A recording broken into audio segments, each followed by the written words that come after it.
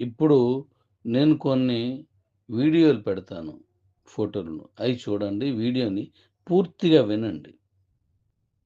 పూర్తిగా వినండి. వింటే మనకొక వినినింది ఇంతవరకు విన్నానురా అన్నా సరే మరొకసారి ఖాళీ చూసుకొని వినండి.